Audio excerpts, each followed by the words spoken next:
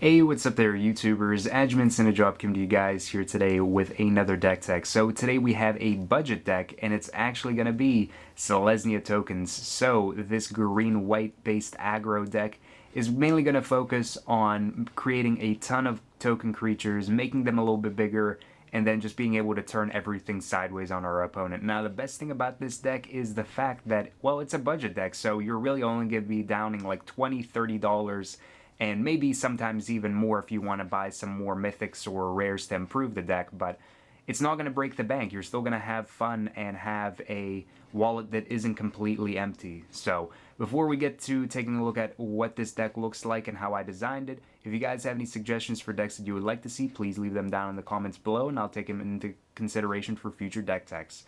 Now, the first thing that we're taking a look at here is the land base of the deck. So we're running 24 lands, and it's very budget-based. We don't have any dual lands or anything like that. If you guys do have dual lands, it would definitely make the deck a lot better. Use them.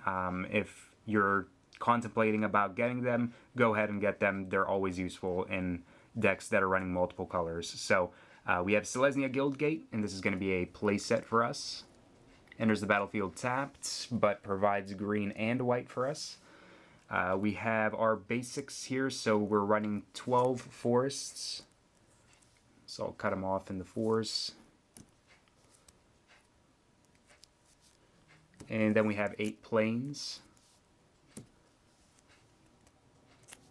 So 24 lands total, pretty basic for any Magic deck, especially one of this nature where we're not going to have a really high curve. We're not going to be going into like ridiculous costs like 8 cost cards or anything like that. But now we're taking a look at everything else, starting with the creatures of the deck. So we have Angel of Jubilation, and this is going to be a 3-of in our build. So it's a 3/3 for 4 with flying, and basically our non-black creatures are going to get +1/+1 as long as the Angel of Jubilation is out on the battlefield, which is really good because we're not running any black creatures or black creature producing cards, so we're going to have the benefit of Angel of Jubilation just being an anthem type creature. We also have Wayfaring Temple, where power and toughness are going to be equal to the amount of creatures we control, and if it deals damage to, or combat damage to our opponent, we are able to populate, which we can create another copy of a token that we already control. So Wayfaring Temple as a play set for us, another very cheap rare to acquire. For our token creating spells, we have Gather the Townsfolk, 2 cost, and we put 2 1/1s onto the battlefield. And Faithful Hour, if we have 5 or less life, we put 5 tokens onto the battlefield instead. So play set of Gather the Townsfolk. Call of the Conclave, make a 3/3 green Centaur for 2 mana, 1 green and 1 white. We also have Selesnya Charm, where it has a few uses of it, where it's going to either let us give a creature +2/+2 and trample, it's going to let us exile a creature with power 5 or greater, so it's going to be a removal type of spell for us as well, or it can give us a 2/2 token with vigilance, which is always nice because, well, we want to have power in numbers. So play set of Selesnya Charm. Then we have Midnight Haunting. So Midnight Haunting is going to create 2 1/1s, but they're going to have flying. So flying is always going to be a little bit more relevant just because we can get around a lot of different creatures our opponents may have. And it's at a instant speed, so you can cast it at the end of your opponent's turn or in a response to something that they're doing. So play set of Midnight Haunting.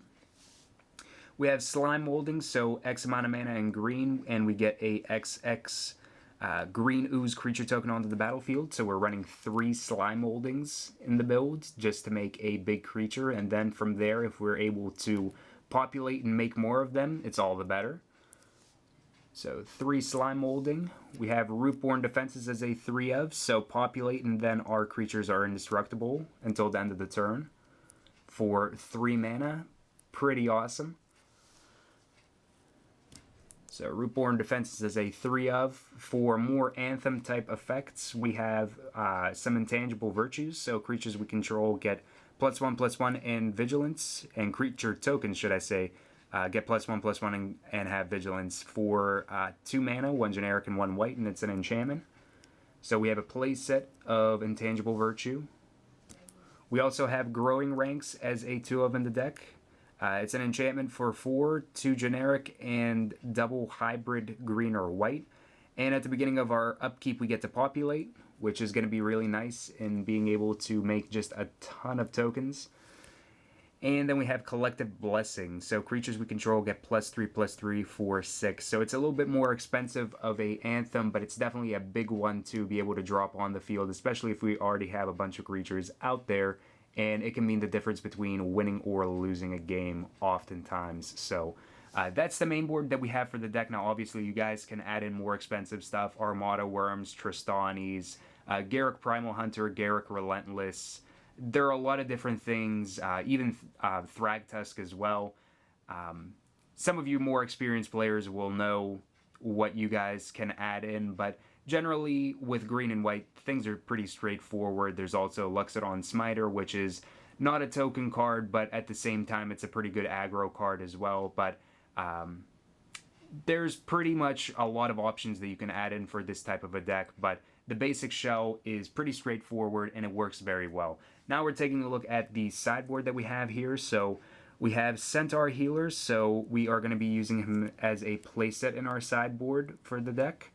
And he is going to be a 3/3 for 3, and he gains us back 3 life whenever he enters the battlefield. So he's going to be nice for us because whenever we're playing against really, really heavy aggro decks and they're going to be trying to get us down to 0 as quick as possible, we want to have an outlet to where we can gain a little bit of life back. So Centaur Healer is nice. Also, if you guys want to add in like Tristani would be good either in the main board and the sideboard, and it would let you gain back life as well. But Centaur Healer as a playset, like it in the sideboard. We also have Silklash Spider in the side, so reach 2/7 for 5, and it also has an ability for X double green, and it deals X amount of damage to each creature with flying. So it's going to be an easy way to block our opponent's creatures and also be able to get rid of a ton of flying creatures if our opponents have them. So 2 Silklash Spider. Druid's Deliverance as a 2-of as well. Prevent all combat damage that will be dealt to you this turn, and then populate, so making more tokens and also blocking off any combat damage that we would receive in a given turn. So good against the red deck wins type of decks or the Rakdos aggro decks, stuff like that. We also have 2 Oblivion Ring. So for 3 mana, we get to exile a non-land permanent with Oblivion Ring, and if Oblivion Ring leaves the battlefield, then the permanent comes back. But even still, Oblivion Ring is good for getting rid of other planeswalkers, other big creatures. We have Sundering Growth as a 2-of as well, so destroy target artifact or enchantment and then populate. So again, more ways to populate and gain more of an advantage over our opponent by making more tokens.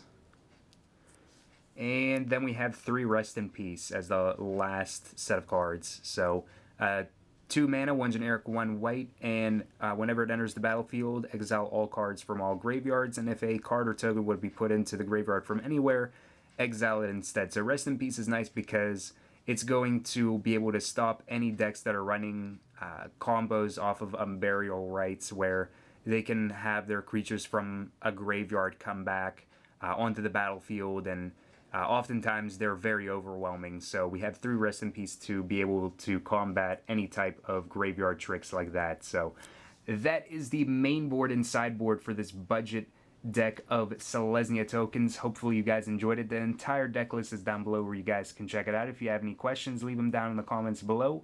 And if you guys enjoyed this deck, please be sure to like, favorite, and subscribe for more Magic the Gathering content. Till next time, guys, have a wonderful, fun-filled Magic the Gathering day.